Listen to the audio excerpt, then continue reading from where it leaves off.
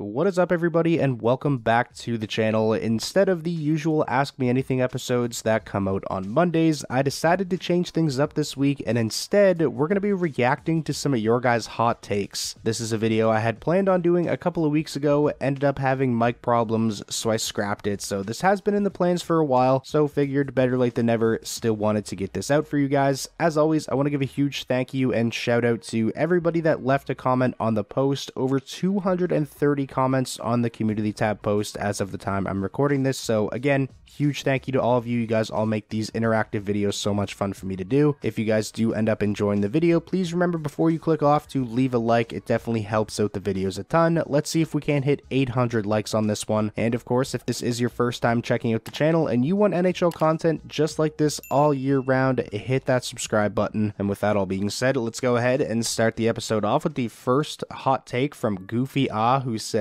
Bedard becomes captain next year. For some people, this may not even come across as a hot take. We've seen in the NHL over the last 20 or so years that teams are not shy to give the captaincy to a very young player who is poised to be the future of the team, the face of the franchise. Happened with Nico Hischier. I believe Jonathan Toews was a very young captain. Same with Sidney Crosby, obviously McDavid, Landeskog. I feel like it's safe to say that it is inevitable that Connor Bedard will be captain of the Blackhawks one day. It's just a matter of when. There was some talk that maybe Nick Foligno is going to get the C for the next couple seasons after he signed that extension, which I don't think is out of the realm of possibilities, especially if they don't want to put all that pressure on Connor Bedard already, making him, one of the youngest captains in NHL history. Maybe they wait a couple of years to give him the C, who knows, but I don't think it is too far-fetched to believe that he could become Blackhawks captain as soon as next season. Moving along now to the next hot take. This one comes from Leglende. Hopefully I'm saying your name properly. I apologize if I butchered it, but the hot take is the Islanders will have at least 22 OT losses at the end of the season, and also really appreciate the support, and I'm glad you enjoy the videos. I mean, the Islanders do already have 12 overtime losses in just 49 games, which is insane. I believe the record for most OT shootout losses in a single season is 18, so they are on pace to break the NHL record. As far as your hot take goes, 22 is a lot. That would mean they have to lose 10 more games this season in extra time. You have to think that, the second half of the season, they probably won't lose as many games in overtime as they did throughout the first half, because that's just a crazy pace for losing games in extra time. It's pretty nuts to look at where the Islanders are at in the standings right now. They're still in the thick of the playoff hunt. They're 5 points back of Detroit for the second wildcard spot, and they're 4 points back of the Philadelphia Flyers for third in the Metro. Just imagine where the Islanders would be right now and how different their season would look if they had won even just half of those 12 games that they ended up losing in extra time. Maybe Patrick Waugh wouldn't even be their head coach right now. The next hot take comes from Patrick Kane, who says Lindholm and Hanifin sign extensions with the Flames before testing free agency. I think this would be such a terrible decision for the Calgary Flames. It's pretty clear that the core the Calgary Flames have right now is just not good enough and aren't going to get it done. I feel like extending Hanifin and Lindholm as opposed to trading them would set the franchise back years. These are two guys that I think it's pretty clear they're highly regarded league-wide, and each would fetch the Calgary Flames a pretty massive return in a trade. There was an Athletic article posted a couple of hours ago where Julie McKenzie and Corey Pronman evaluated potential trade packages from Boston and Winnipeg and some other teams. And just to give you guys an example of one of those trade packages, the one that they put together for Boston is the Bruins receiving Elias Lindholm in exchange for a 2025 first, Matt Poitras, and Trent Frederick. If that's the kind of return that Calgary could be looking at in a Lindholm trade, that's a trade you absolutely have to make, especially as opposed to signing him to an extension, which would likely have to come in at an annual cap at around 8 to 9 million, which is what's being reported Lindholm is looking for on his next deal. I don't know about you guys, but I really don't think Lindholm's worth that kind of money, and I think that is a contract that would age pretty poorly. If this hot take does come true, I really feel for Flames fans, because I think it's clear they need to go in a different direction, and in my opinion, they wouldn't be doing that if they extend Lindholm and Hanifin. The next hot take we have comes from Technology. Speaking of Trent Frederick, this hot take is Trent Frederick is one of the most surprising, interesting, and influential breakout players this season. Essentially, actually has hit his season high in points already only at the All-Star break and has 15 points in 17 games since the winter break. Yeah, Trent Frederic is quietly having a pretty unreal season. He has more points than somebody like Jake DeBrusk. I think we all kind of expected that there would be guys on Boston this year to have career years with everything they lost in the offseason. Guys would,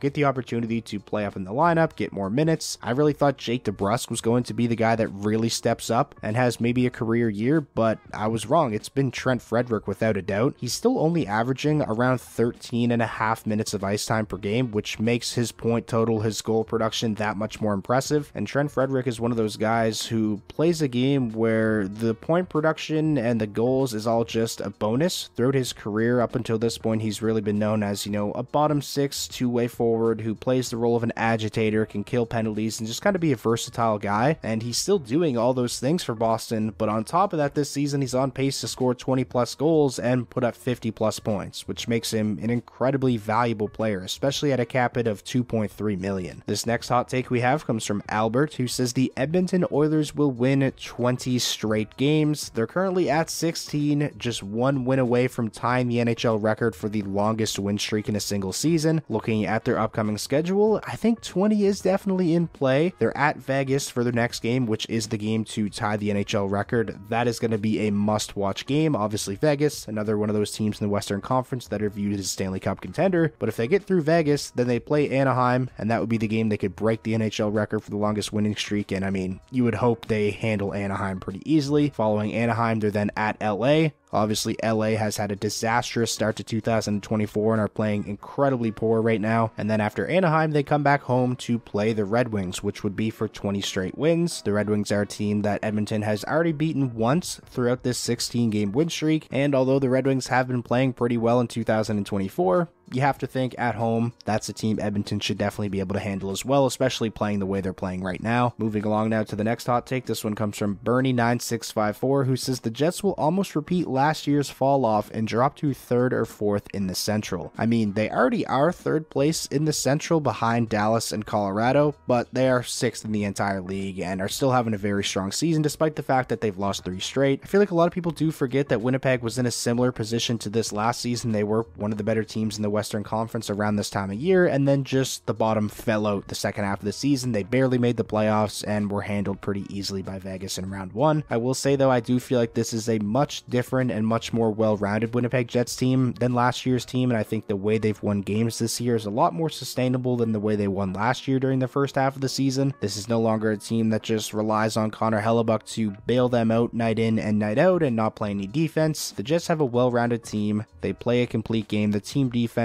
has drastically improved from last season to this season. When you factor in that improved defense and Connor Hellebuck being one of the best goaltenders in the NHL and having a great year, this is a really difficult team to score on. And even when Connor Hellebuck isn't starting, it seems like they've just gotten quality start after quality start from Laurent Brossoit as well. So even if the Jets do come back down to earth a little bit and don't have as great of a second half of the season as they had compared to the first, I don't think it's going to be, the kind of fall off that we've seen last season. I think this year's team is too good for that. Next up, this hot take comes from CatJam19, who says the Canucks will be a wild card team by the end of the season. Now, this is what I call a hot take. I know everyone's kind of waiting for this Canucks team to fall off, waiting for the shooting percentages and the save percentage to come back down to earth, but it's just not happening. They're 8-0-2 in their last 10, and your prediction is that they'll be a wild card team by the end of the season. I mean, they're 7 points clear of Vegas for first place in the Pacific, so for the Canucks to fall all the way out of a top 3 seed in the division and into a wild card spot, I mean, they'd have to have a disastrous second half of the season, and the Canucks this year really have not shown any signs that they're going to slow down, especially to that extent. The next hot take we have comes from Hudson, who says Sean Monahan will stay a Montreal Canadian after the deadline. I would be pretty surprised to see this. I know Monahan has been great for Montreal, and it's not like they gave up any assets to bring Monahan in. They actually gained a first-round pick just to take him from the Calgary Flames, so if they were to trade him, it's not like they'd be trying to go out there and recoup assets that they gave up to bring bring him in.